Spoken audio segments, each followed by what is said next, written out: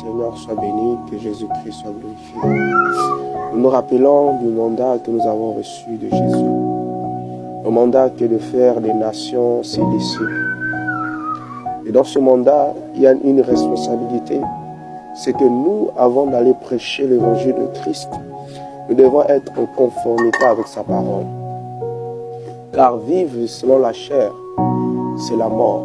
Et nous pensons souvent que la mort, c'est vers les autres. Alors que nous-mêmes, nous sommes directement le destructeur de notre propre vie. Dès lors que nous marchons dans la chair, dès lors que nous nourrissons la chair de toutes sortes de pensées, de toutes sortes de ce que l'on peut entendre, de ce que l'on peut voir, en tout genre, de choses qui ne sont pas productives, qui ne font pas grandir notre foi, qui ne nous amènent pas à être des hommes spirituels, mais plutôt des hommes charnels. Nous avons la conclusion de la chair qui est directement la mort. Et dans la chair, il n'y a aucune productivité. On peut évangéliser, on peut prier pour quelqu'un, mais il n'y aura aucune transmission positive.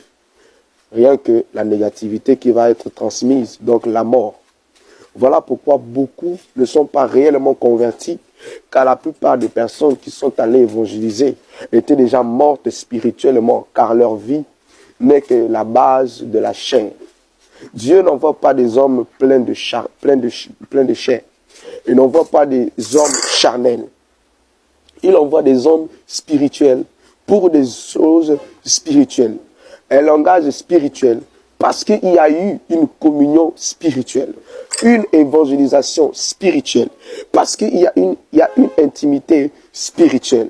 Nous allons lire dans 1 Jean 1 au verset 5 qui nous parle si bien de ça. Aucune communion dans la chair ne peut produire le spirituel. Ça veut dire directement que dans tout l'engagement que nous avons en Christ, tant que nous sommes dans la chair, il n'y a aucune productivité. Même notre foi ne peut pas être productive.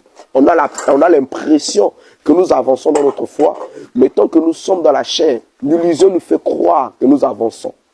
Mais prenons conscience, car la chair mène à la mort. Et celui qui vit dans la chair ne peut plaire à Dieu. C'est directement incontestable. Ne peut plaire à Dieu. J'aimerais bien nous rappeler que dans Romains 8, cela nous est si bien stipulé que tant qu'un fils de Dieu, soi-disant entre parenthèses, a un registre de la chair, il ne peut rien donner, car il ne donnera que ce qu'il a.